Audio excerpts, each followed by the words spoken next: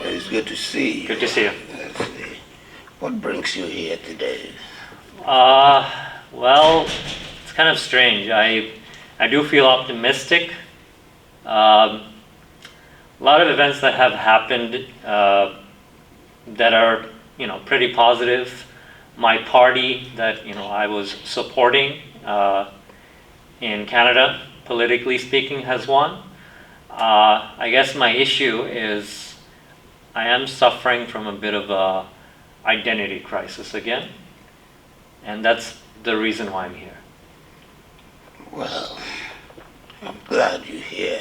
Yeah. And before we move on, I would like to let you understand that whatever we talk about here today Yeah, is just between us. It's very confidential. yeah, And I would like it to stay that way so you can be completely honest with me yeah, and expect the best from our interaction. yeah, Is that okay? yeah. Good. Now, if I heard you, congratulations on your party having won, and that should make you good. It does feel good, yeah. Great. Now, if I may also ask, what does that have to do with your identity? Do you? Well, that's a good question. I think for me, I really, my identity, especially with this political party that I'm supporting, it's instrumental because since 2017, I have been actively involved in just local politics and international politics, and I have seen a lot of losses, and that has made me very upset. So it's very rare when the party that I do support, not only do they win, but also some of the things that I believe in. That's the fact that they won. It gives me hope in these times where it's very rare. Well, that sounds interesting. Yeah. Can you talk a little bit about those things you believe in? Yes. Which things do you want me to talk about? Which ones concerns you the most? I guess I can talk about just my thing about identity crisis, because I, as an individual, don't feel any power, but with the group, I feel more power. But I think the issue is when I lose grip of reality. So, for example, I really like to do deep dives and case studies into important historical figures. For example, Teddy Roosevelt. I'm a big admirer of him and as a president, and I've been recently doing some case studies on him, such as how he was able to fight against Standard Oil and enforce antitrust legislation. But the issue becomes that I become so involved in the process that I lose grip of reality. I guess these issues could be like I become so involved in the process that normal things such as like eating or being concerned about sleep, these things go out of the window. And I'm just more concerned, more invested in the process, just the researching and writing and all this. I become more invested in it. And as I said, like things like eating and social interactions, I become less concerned about those. Well, that sounds like a very busy person. Yeah. So, that's interesting. Yeah. Now, how does that relate to what you do for a living? It relates to what I do because, as I said, I feel more power as a collective, and that's part of my identity. I like to believe in the collective. And just, working with policies and law. And I do, I'm aware that the times that we're living in, it's just, there's this thing about isolation and alienation that people feel. And for me, the antidote for that is, as I said, like just, the group identity, and it relates to my thing because I kind of research about these policies and how these things can be enforced. So yeah, just making sure I wanna work on policies that can help people, the ordinary person. I guess for me the issue happens when I become so invested in the process. For me, I lose track of my sleep, and I lose track of like how fast the time is going or what I'm eating, my health. Because again, for me, it's more about concern about just policies and what I can do, less concerned about myself. Okay. That's altruistic. Yeah. Very interesting. Yeah. Now, let me ask you, prior to the winning of the election, I know you've been active in the political aspect. Yeah. How was your appetite and general social well-being before this present situation where it is affecting your appetite and I think they're not mutually exclusive because even before all this craze, I had group settings of like, for example, I used to do a lot of theater production, like getting involved in plays. And so for me, that was an important aspect of my identity to kind of express myself. I remember being part of a group production in my school days, way back. And I played like these characters. Like for example, I was in the Wizard of Oz play. I played the role of the Tin Man, and that was an important part of my identity because again, I felt power as part of being of a group, the collective. And so once that part of my life moved on, I needed something else, and so that's why I latched on to politics and just enforcing policies and law. And it's also about just the feeling of I'm doing something good for society, that feel good factor, that you are helping your fellow man or fellow person, you're helping the common man. And so that for me it gives power. It makes me feel good. oh, that sounds great. Yeah. Now, have you explored the possibility of using these strengths in your ability to perform in those plays to relate and contribute towards your party? Sorry, what do you mean? Like your ability to play the role in a collective.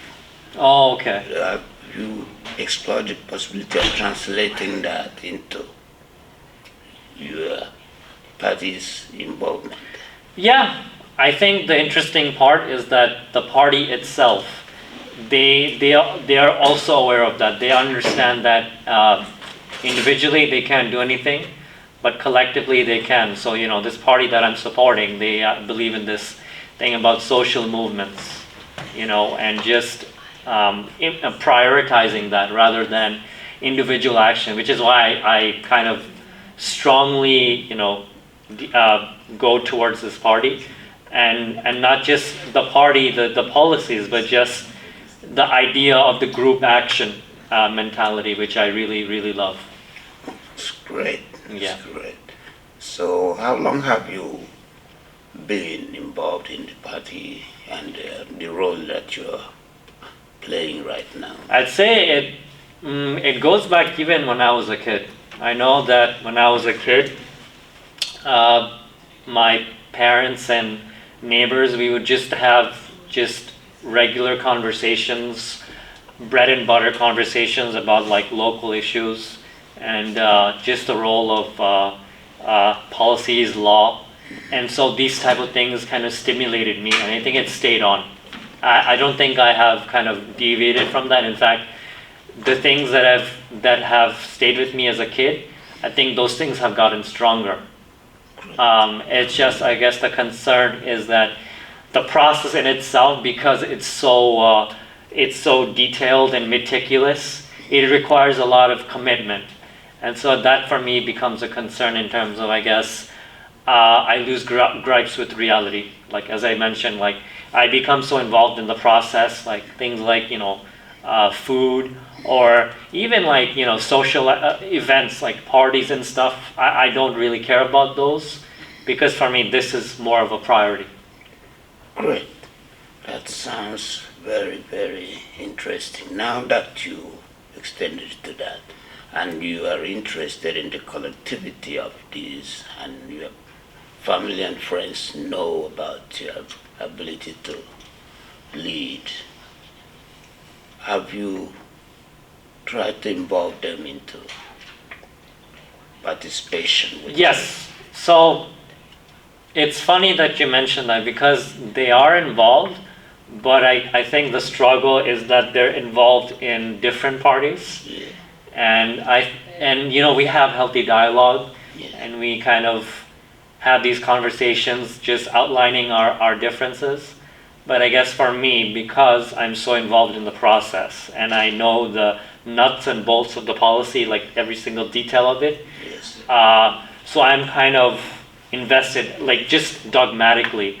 And I know the policies in detail, so I do become a little frustrated when I encounter individuals who I know are in the wrong party yes. and believe in the wrong policies. And so sometimes these discussions sometimes get a little intense. So it's just dealing with the intensity in a healthy manner. Great. Now that you seem very progressive in that area, and Yeah. how far do you anticipate this level of excitement will contribute towards it? Well, now that your party has won, what do you foresee that will be the benefits of this your area of involvement? The excitement is not going to go away, and I'm also aware that even though my party won, that's not all. There's more things that have to be done, like for example, getting involved with the media, getting involved in just promoting the message, and it's going to take a lot of effort and it's going to take a lot of commitment. So I guess for me, it's less about excitement and just making sure that I'm aware of the long-term aspects of what it means to kind of enforce these policies, because it's like a David and Goliath kind of story in that we are the underdogs, and we understand there's a lot of obstacles that we're going to face, and just making sure that we kind of are aware of these obstacles and just have a long-term plan, and also just the importance of self-care, that while we're doing all these great things, we also kind of take care of our body, which would include routines of food, health and wellness checks, and kind of just interactions that just kind of keep us all in check. That's great. Yeah. Now, in that category, have you tried to foresee, based on how long the tenure of your party or the role or the limit, time limit of your time, what do you foresee that you wish to be accomplished based in your role? Yeah, I think that's a good question. I think what I want to see accomplished is beyond just the party, just making sure that in the short-term limits that we have, with the restrictions that we have, we kind of have an impact on just society, whether it's the community or the province or federally, kind of enacting like laws. Like as an example, not a lot of people know that when you go to the grocery store, there's this thing that happens where companies use their data, AI, to kind of take your information, and then they use that in a very nefarious way to kind of control the price of the food items and whatever you're buying. So like that's the thing, right? Like I want to kind of have an impact on these on these policies so that like something like groceries can be affordable for the average person Well, living. that sounds very, very interesting. Now, before we go, there's something I would like us to look into before our next meeting. Which avenue you anticipate to use, which media mode would you use to communicate these strengths to your community? Why don't you, if you can, look into that, and when we meet next, we'll discuss about it. Yeah, thank you for that question. And right now, which I'm currently doing, That's it. Time. It's all done. 15 minutes are done. How do I stop this?